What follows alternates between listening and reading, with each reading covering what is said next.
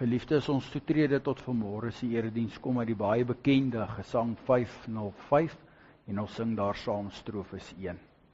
Dankie dokter.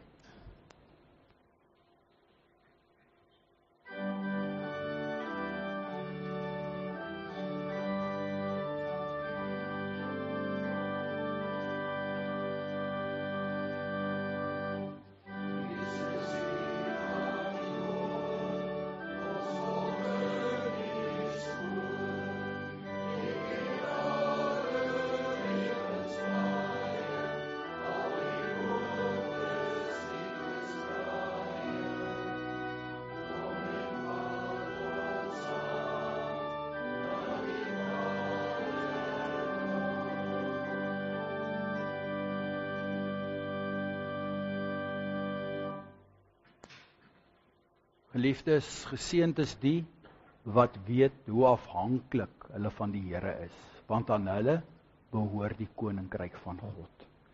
Geliefdes, genade, barmhartigheid en vrede word aan die geskenk deur ons drie-enige God, God die Vader, God die Seun en God die Heilige Gees. Amen. Gemeente, laat ons antwoord op die Here se seëngroet met die sing van Gesang 499 en daarvan strofes 1, 2 en 3.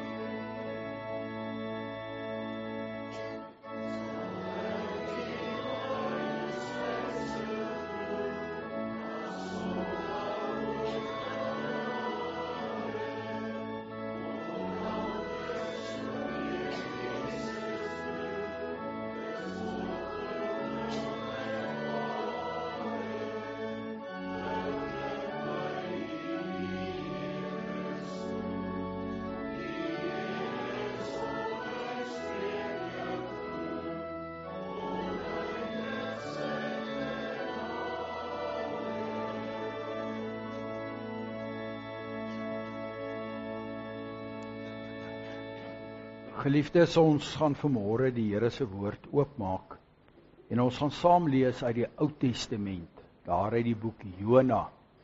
Jona, hoofstuk 4. U sal onthou dat ons so 'n paar weke gelede, hier begin van Junie, het ek gelees daar uit Jona hoofstuk 1 en ek het 'n dagstukkie gehad weer daar uit Jona 2.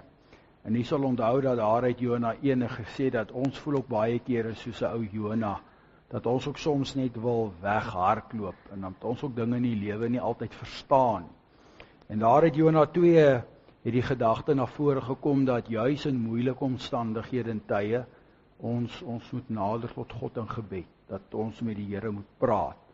En dan in hoofstuk 3 kry Jona dan weer sy opdrag en hy gaan preek daar in Ninive en ons weet van die baie bekende bekering wat plaasvind.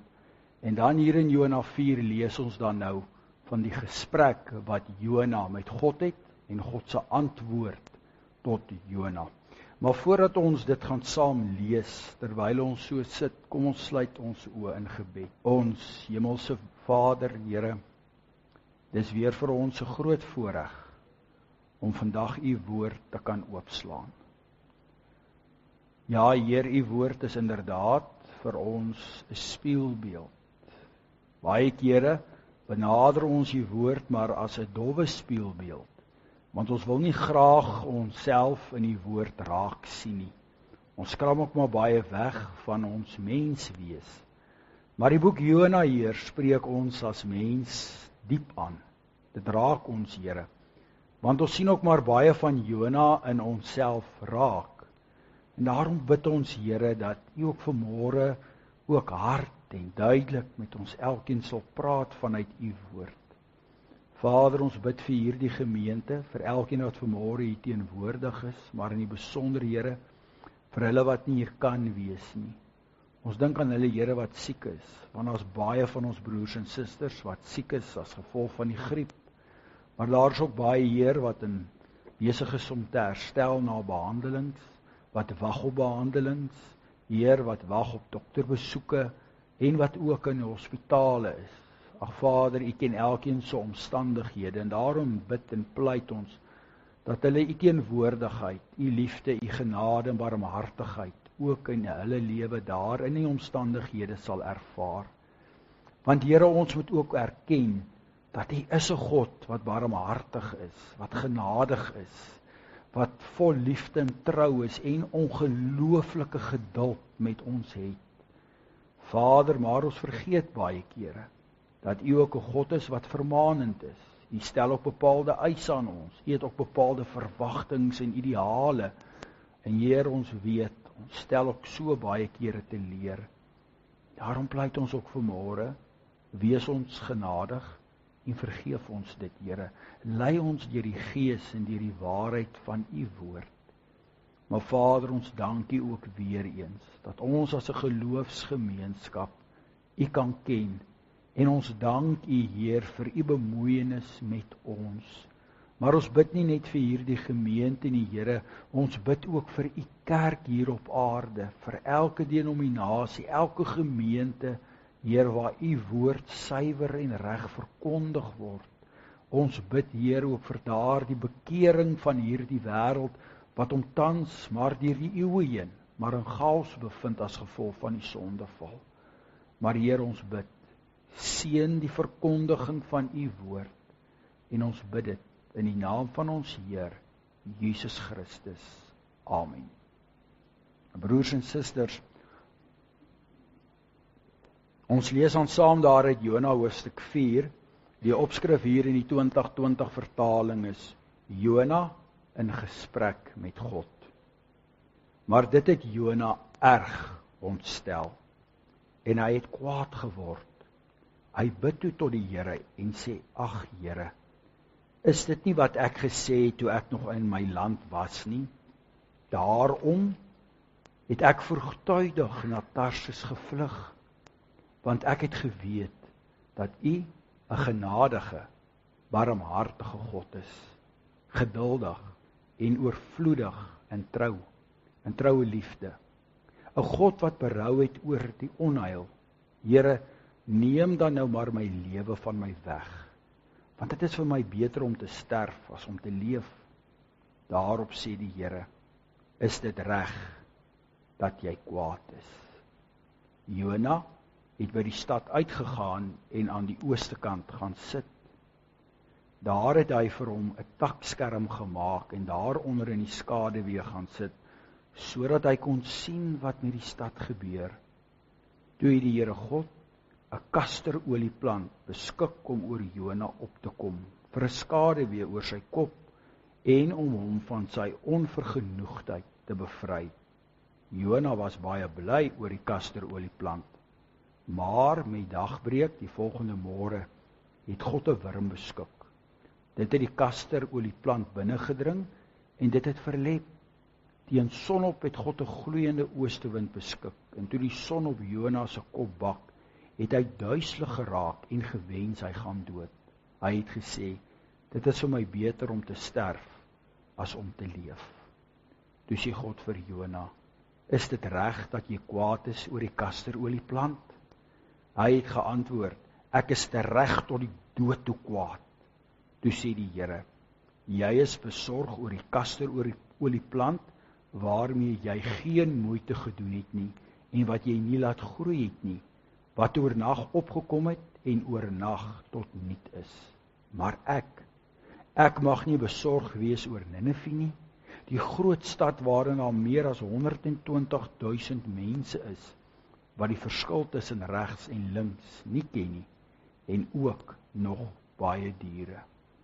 Geliefdes, tot sover ons skriflesing, geseënd is elkeen wat die woord van die Here hoor, dit glo en ook daarvolgens. Geliefdes, ons gaan nou saam sing daar uit Gesang 489 en ons sing daar saam strofes 1 en 3.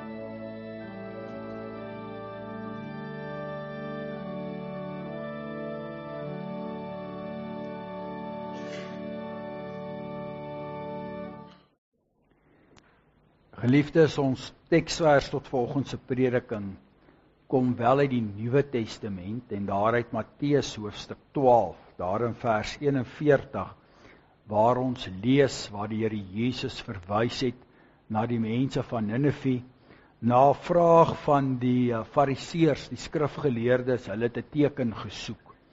En dan praat die Here Jesus met hulle en sê vir hulle sal dieselfde teken wat hulle het is dit van Jona. En waar die Here Jesus homself gelyk stel, dan met Jona. Maar dan sê hy die volgende hier in vers 41, hy sê, die mense van Ninive sal in die oordeel saam met hierdie geslag opstaan en dit veroordeel, omdat hulle op grond van die prediking van Jona tot bekering gekom het. En waarlik, wat hier is meer as Jona. Omdat hulle op grond van die prediking van Jona tot bekering gekom het. Geliefdes in ons Here Jesus Christus, die vraag vanmôre is, waarom lewe ons in opdrag van God? Anders gestel, waarom dien ons die Here? Waarom is dit vir ons belangrik? Want meet ons onsself, menende die kerk, aan die wêreld, dan besef ons is 'n totale minderheid. En ons word by die dag minder. En dan kyk ons na 'n wêreld wat maar baie deurmekaar is. En daar is 'n antwoord op hierdie vraag, wat in die 20ste eeu baie sterk na vore gekom het en nog baie sterk leef in die tyd waarin ons is. Waar is die genadige God? Waar is die liefdevolle God? Kyk hoe lyk die wêreld, kyk na al die onreg, kyk na al die chaos. En nou wil julle so 'n God dien? Dis baie kere die gewilde antwoord van mense as hulle gekonfronteer word met hulle ongeloof. Wat help dit om so God te dien? Waar is hierdie barmhartige en genadige God? En dis hierdie vraag wat ons dan bring by hierdie gedeelte in Jona 4.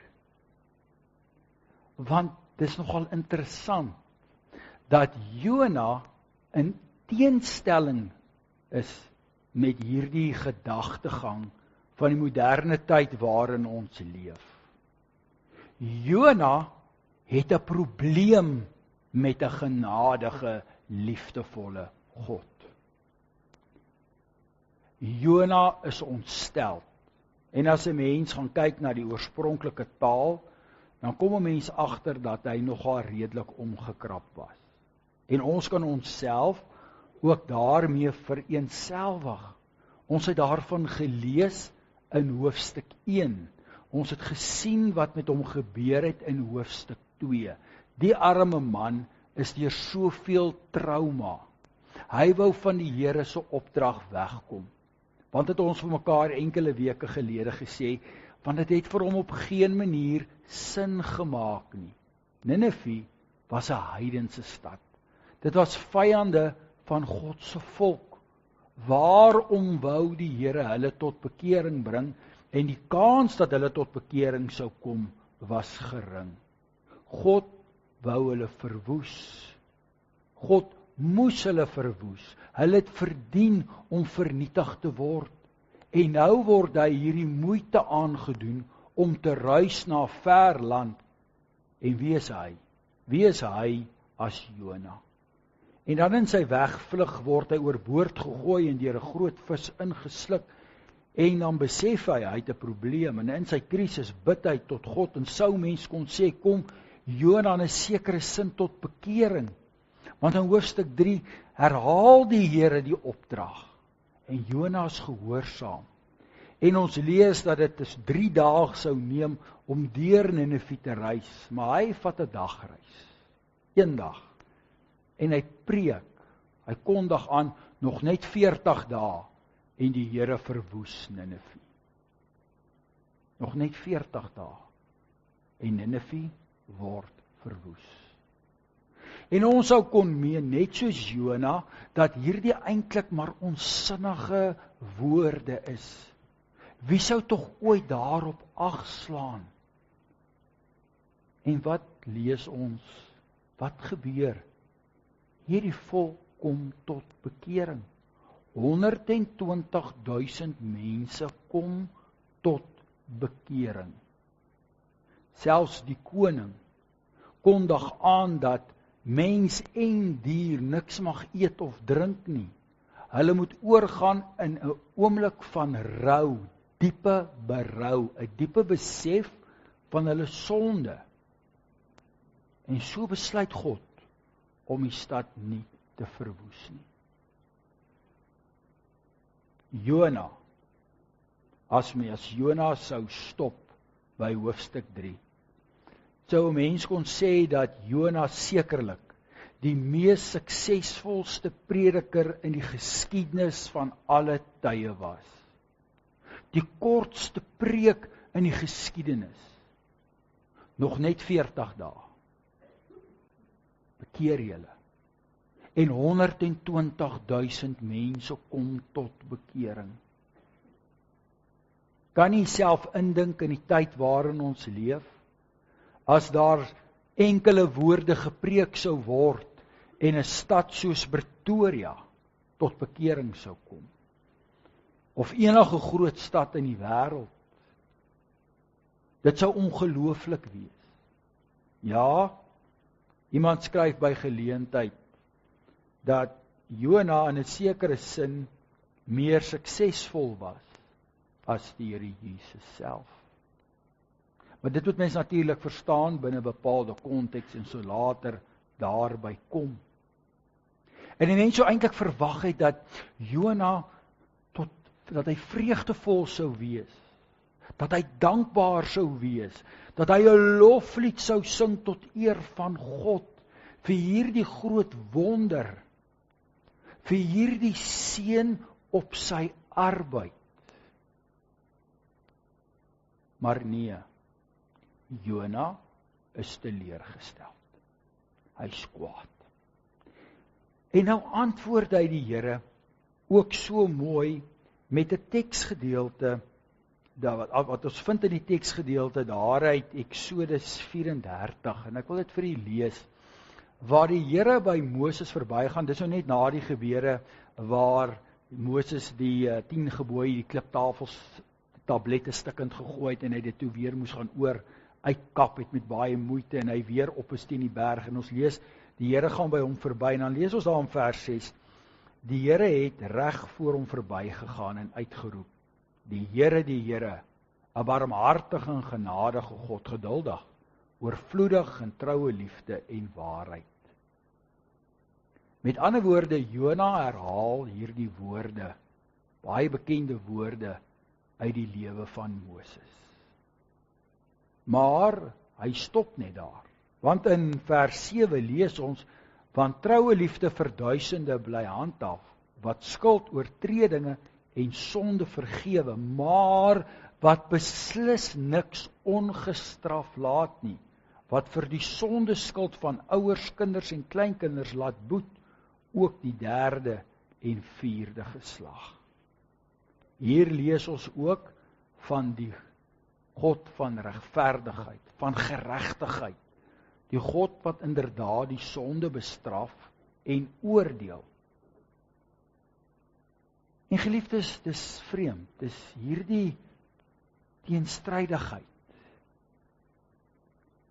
Die genadige God teenoor die God wat straf. Nou is dit interessant, soos ons reeds gesê het, dat Jona 'n probleem het met die genadige God.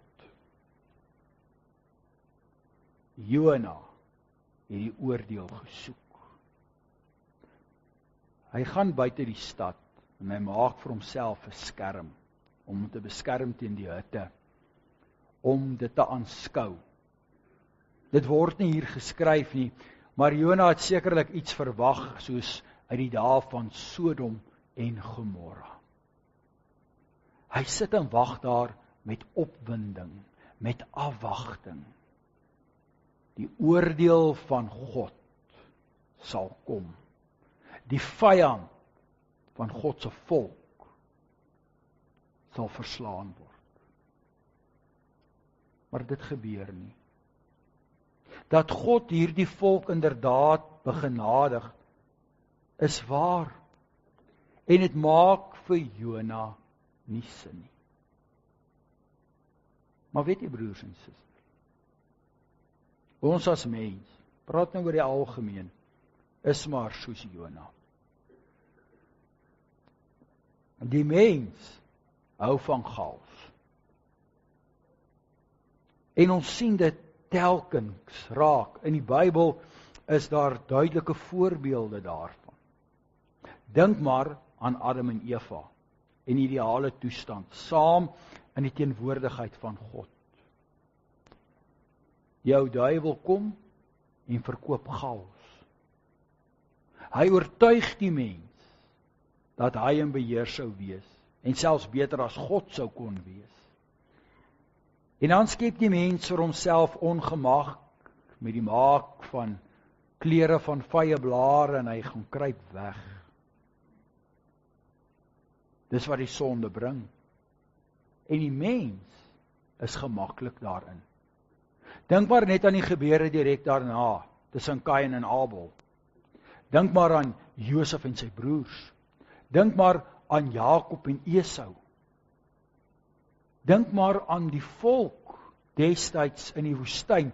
'n Mens sou verwag dat dit 'n 40 jaar of 'n oomblik sou wees van vrede. God wat elke dag saam met sy volk sou wees, sy teenwoordigheid aan hulle sou tentoonstel.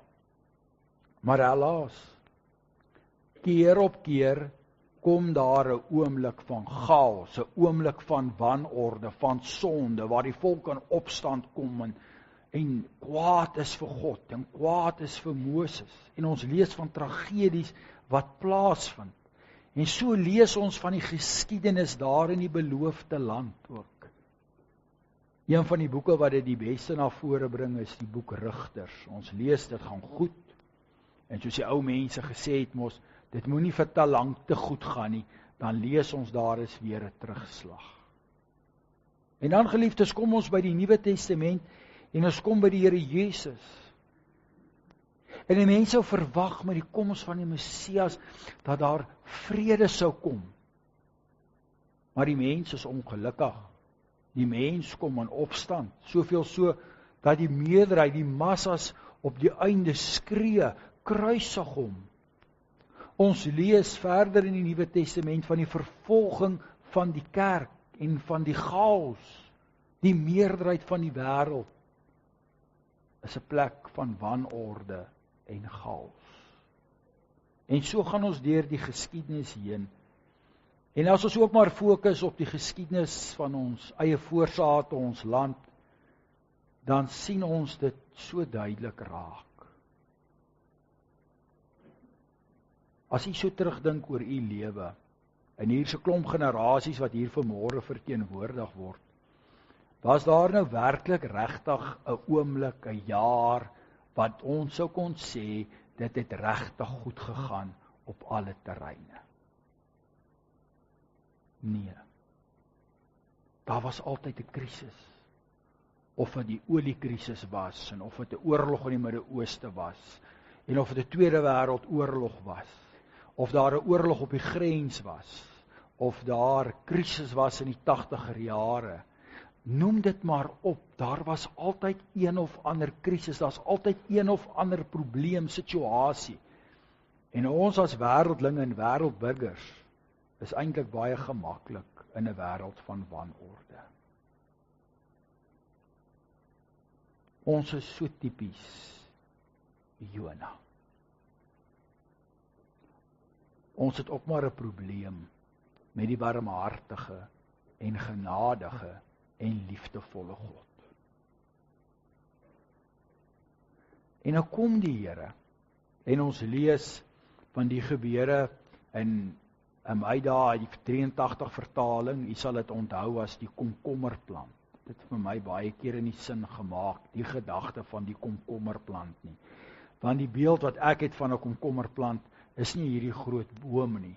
Hier die 2020 vertaling vertaal dit met die kasterolieboom of kasterolieplant. Urkinus is blykbaar nou die meer geleerde naam, en dit is blykbaar 'n boom wat daar bo voorkom in daardie gebied waar Ninive was. En met daardie klimaat van die Middellandse See groei hierdie plant blykbaar baie vinnig, tussen 10 tot 20 cm per dag. Nou hieronder, as u nou ook 'n 2020 vertaling het, sal u sien hier by die verwysing staan daar dat hy tot 3 meter kan groei. Daar is sommiges wat beweer tussen 10 en 15 meter. En dat hy inderdaad baie skade weergee, dat sy takke en sy blare baie dig is. En dit natuurlik nou vir Jona baie beskerming gebring. Maar dit is ook so, blykbaar is daar 'n wurm wat hierdie plant se wortelstelsel aanval en dan verdroog hierdie plant vrek, en dan is daar hierdie wind wat kom en al hierdie blare en als wegwaai, soos ons ook tans beleef nou in die winter.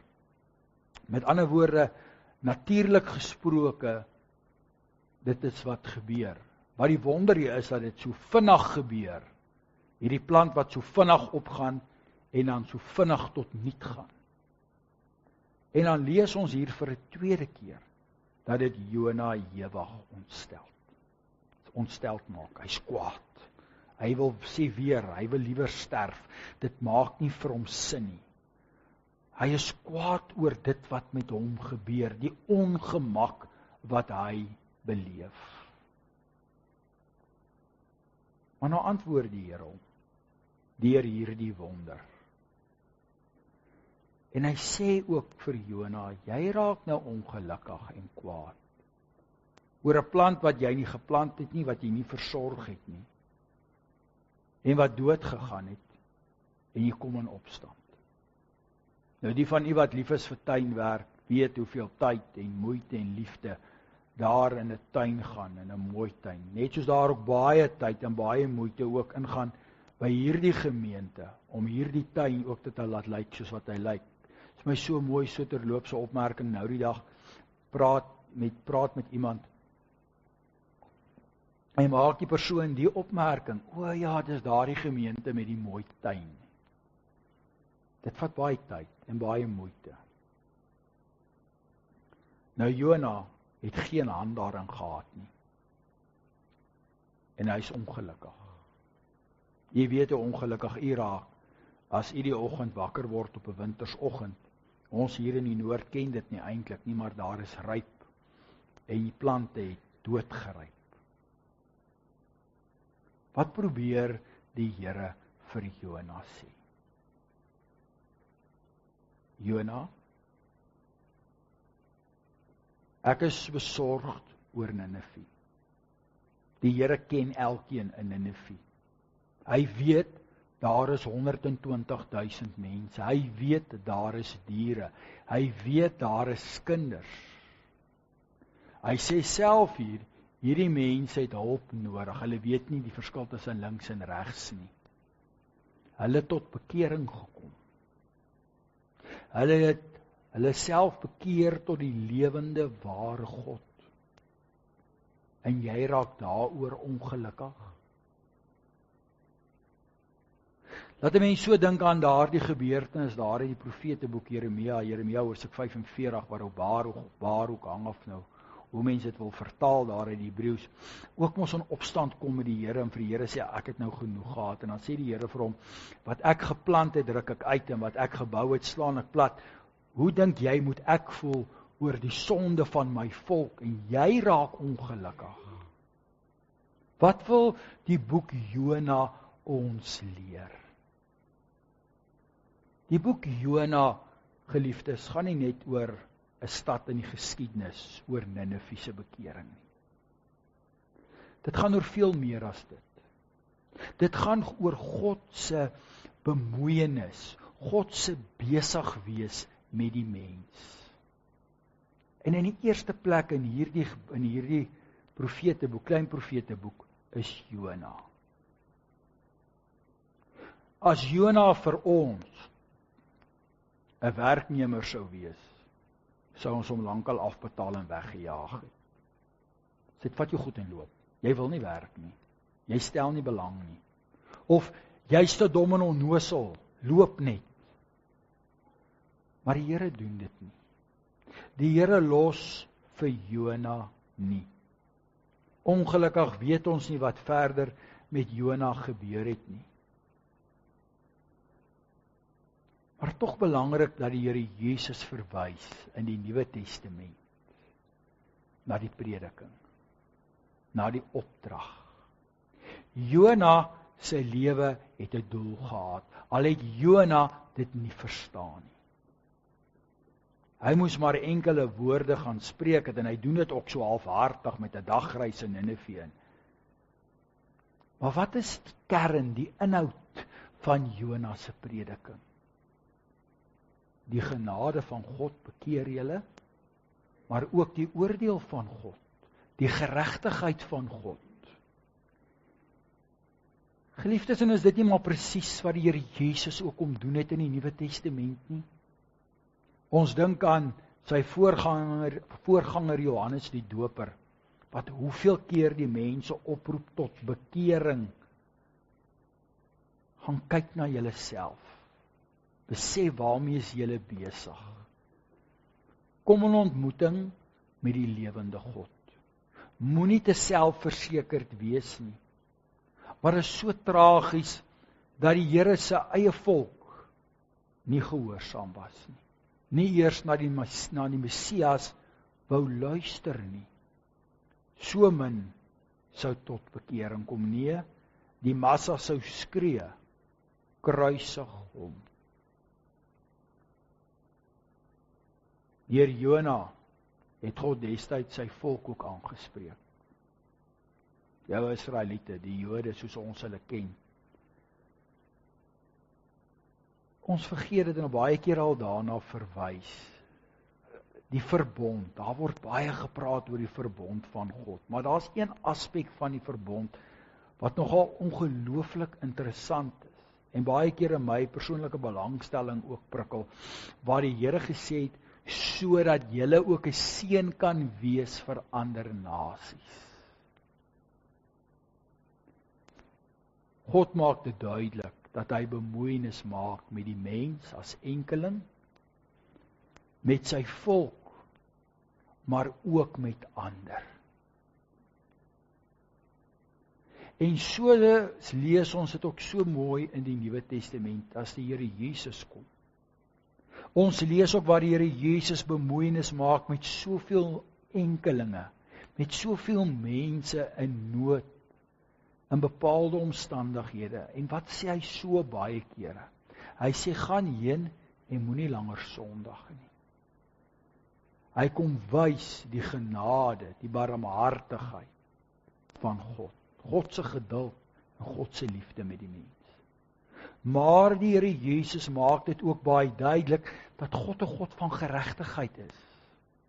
Dat hy die sonde straf. Trouwens, hy kom toon dit met sy eie lewe, as hy sy lewe gee aan die kruis, as hy sterf vir die sonde. En so kry die enkeling, maar ook God se nuwe volk, die kerk, die opdrag om te gaan preek. En dit bring ons by vandag, broer en suster. Die wêreld floreer op swaar kry, op chaos. Anders gestel, op slegte nuus. Daagliks word ons daarmee gebombardeer. Ons raak opgewonde oor as dit sleg gaan iewers, as daar iewers 'n ramp is. En ons leef in 'n tyd waar ons in enkele sekondes dit deur ons selfone kan aanskou. Ons sien hierdie videomateriaal en hierdie klankgrepe. Ja, dis maar die ou duiwel se manier om ons nog steeds te probeer indoktrineer met negativiteit. Sodat ons juis op daardie punt moet kom, waar ons ook 'n probleem het met die genadige en barmhartige God. Die wêreld probeer ons te oortuig, die ou Satan, dat ons is maar op ons eie aangewese, en dat die lewe eintlik maar uitloop op niks. Dat jy op daardie punt kom en sê, dis vir my beter om liewers te sterf. Die Here Jesus kom leer ons, nee, dis nie waar nie.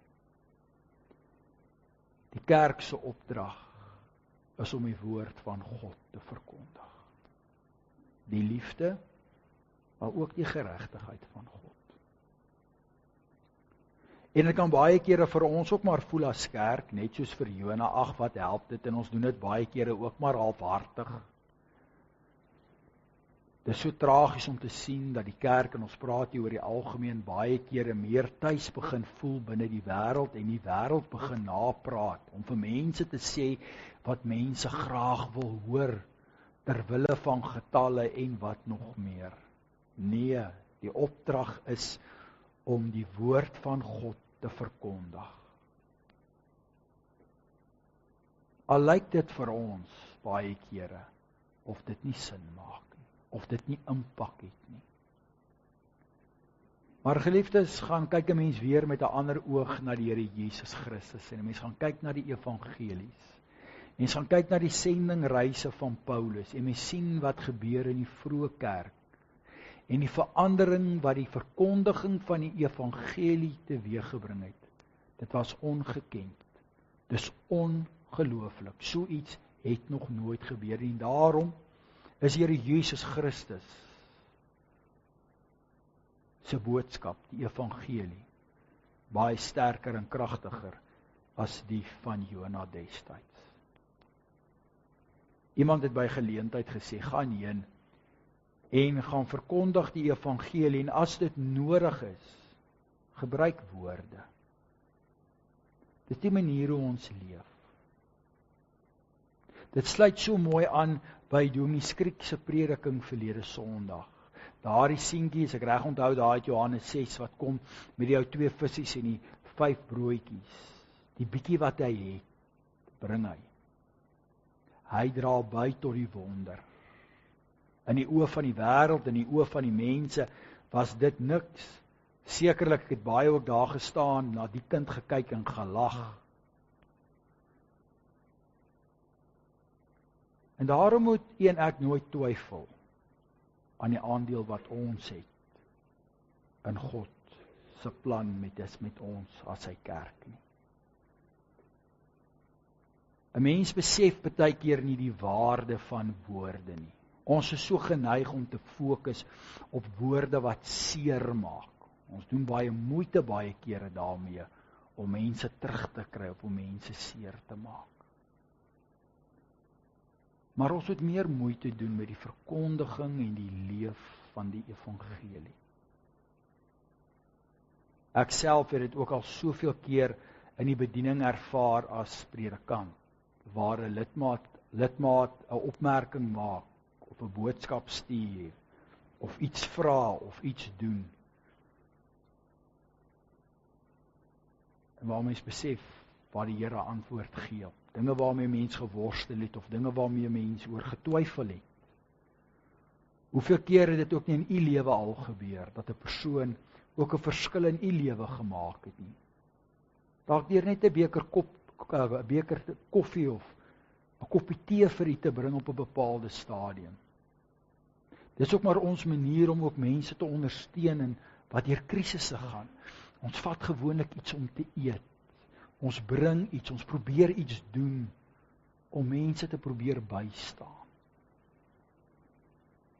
'n Mens besef nie werklik hoeveel dit beteken as jy die dag self daar is.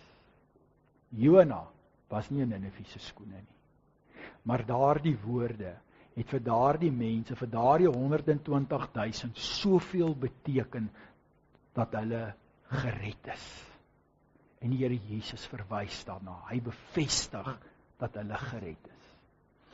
En daarom weer die vraag, waarom moet ons lewe in opdrag van die Here? Om die eerste plek, geliefdes. Omdat die Here met elkeen van ons bemoeienis maak. Die Here is met elkeen van ons besig. Maar elkeen van ons het 'n opdrag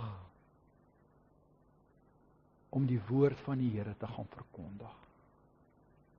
Maar ons is ook deel van God se groter plan. Ons is deel van sy kerk, van sy volk. En al is ons min, en al dink ons het nie 'n impak nie, moet ons nie soos 'n Jona daar eenkant gaan sit en opstandig en kwaad word nie, nee. Ons moet voortgaan met dit waartoe die Here ons geroep het. Want daar is seën op die werk van die Here. En daarom is die boek Jona vir ons eintlik so 'n besonderse boek in die Ou Testament, in die woord van God. Dit het die Here Jesus ook aangegryp. Ons moet nooit die werk van die kerk onderskat nie. En soos ek gesê het, dit sluit aan by verlede week se prediking. Elkeen van ons, daar waar u mag bevind, of dit daar by die skool is, en of dit daar by die werk is, of daar by die aftreeoord is, of daar by die kinders is, of daar tussen die vriende is, moenie die woorde en die dade onderskat nie. Die Here gebruik elkeen van ons. Die Here is op pad met elkeen van ons. Mag ons Hemelse Vader ons elkeen ook deur die werk van die Heilige Gees, want dis die groot voorreg wat ons het bo Jona, ons het die Heilige Gees en ons het die woord in sy totaliteit, wat ons in hierdie lewe kan begelei. Mag ons die woord van die genade, die liefde van God, verkondig, dit leef, en dit ook begin raak sien. Mag ons minder fokus op die negatiewe en die chaos waarin die wêreld funksioneer. Want ons as kerk funksioneer op die genade van God, op die roeping en die opdrag van God, op God se bemoeienis. En as ons praat oor die oordeel van God, dan bedoel ons dit nie in 'n negatiewe sin nie. Ek weet daar is baie wat net altyd daarop fokus en net wil die eindtyd, en ons weet daar's nou ook weer 'n klomp doemprofete oor die eindtyd en die laaste tyd. Die oordeel kom God toe, maar God het die sonde gestraf in sy seun Jesus Christus. As kinders van God hoef ons nooit die oordeel te vrees nie, maar ons hoef ons ook nooit daarin te verlustig nie. Nee, gaan verkondig die woord van die Here. Wat het die Here Jesus gesê? Ek is die weg, die waarheid en die lewe. Niemand kom na die Vader toe, behalwe deur my nie. Amen. Broers en susters en kinders, nadat ons in die prediking opnuut verseker is van God se genade en opgeroep is tot geloof wat op God gerig is, en omdat die woord van God ons ook leer dat ons uit genade deur geloof gered word, laat ons, terwyl ons nou staan, ons geloof bely.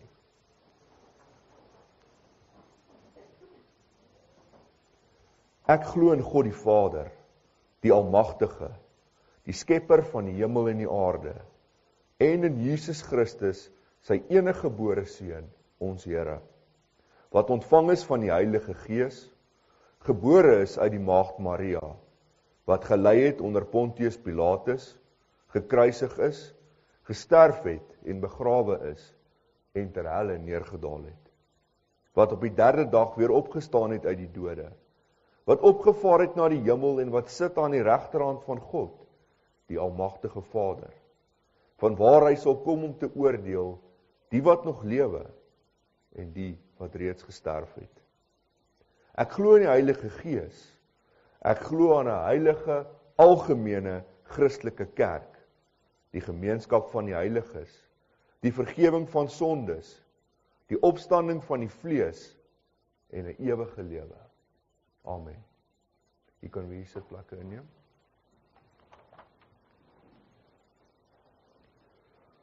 Gemeente, ons het nou ons geloof bely.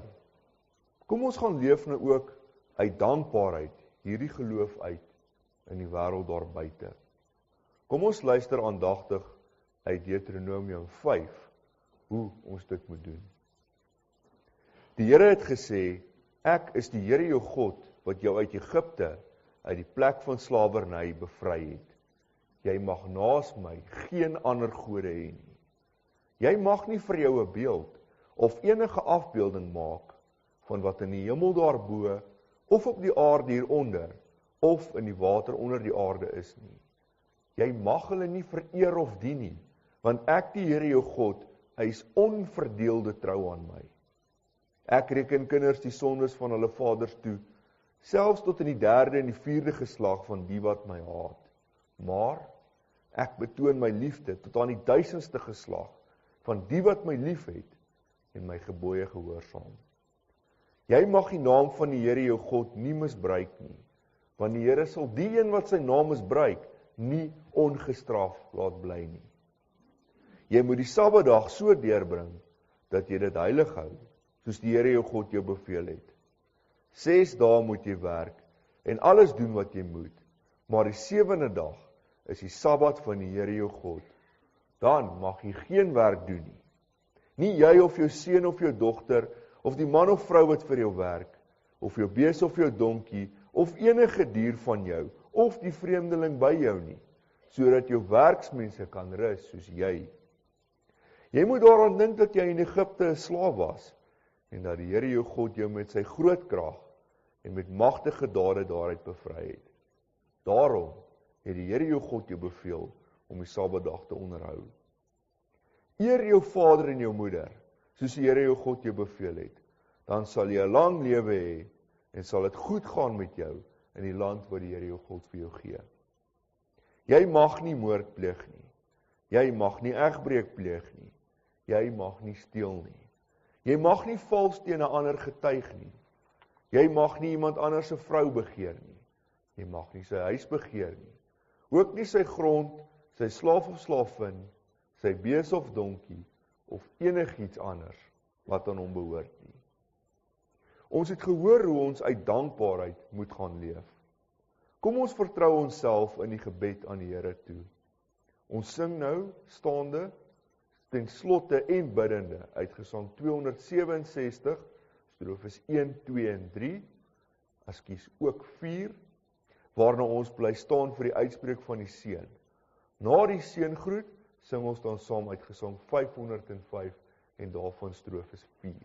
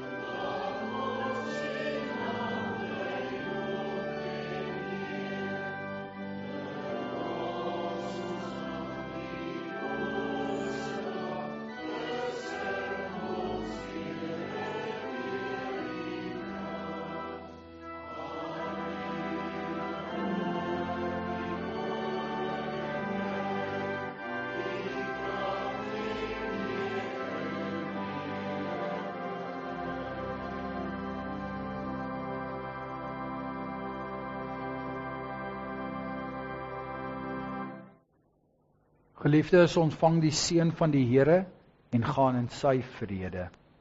Die Here sal u seën en u beskerm. Die Here sal tot u redding verskyn en u genadig wees. Die Here sal u gebede verhoor en aan u sy vrede gee. Amen.